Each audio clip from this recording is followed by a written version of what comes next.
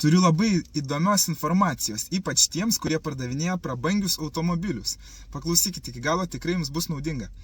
Žodžiu, prieš gerą savaitę man skambina buvęs klientas, sako, sveikas, pardavinėju savo Porsche, padėk, duok atsakymą, nežinau ką daryti, tokia situacija. Žodžiu, perka vokietis, per atstumą atsiuntė tralą, padarė pavedimą, siunčia man kopiją, sako, atiduok dokumentus, raktus, automobilį, nors dar pinigų sąskaita nepasiekė ir spaudžia. Grinai sako, tralistas nori išvažiuoti, jisai skuba, atiduok tą automobilį, bus viskas gerai. Jam kilo įtarimas, kažkokia klasta ir pasiskambino vienam kitam žmogui, visi tą patį sako, ne, nu baig, nejuokauk, netiduok automobilio, kol nebus pinigai, nei tu žinai, su ko iš viso turi reikalą, realiai. Nors visas tas automobilio pirkimas jam nesukėlė visiškai jokių įtarimų.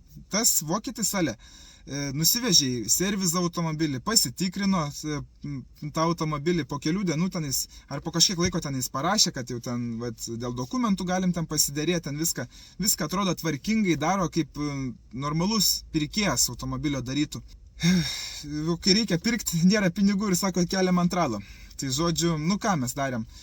Netidavė jis to automobilio ir dabar jau savaitę laiko praėjo, man paskambino, sako, paskambinu policijai, papasako apie visą situaciją, tai sako, policija labai šaunuolis, kad jūs paskambinot, duokit visus duomenis, kas kaip buvo daryta, nes jeigu būtų jis tikrai norėjęs nupirkti automobilį, nu būtų radęs ir kitą tralą, ar palaukęs ten kitos ar dar trečios dienos, kad nupirktų tą automobilį.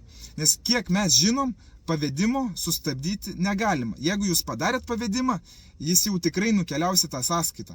Nes jisai buvo grinai atsiuntęs jau tą kopiją pavedimo. Tai žodžiu, patys policininkai sako, jo, čia būna tokio aferų, šaunuoliai, kad jūs kreipiatės, tai tik tais švarinat Europą. Ne tik Lietuvą šiuo metu. Tai žodžiu, tiek žinių, būkit protingi, pirkdami ir parduodami automobilius. Iki.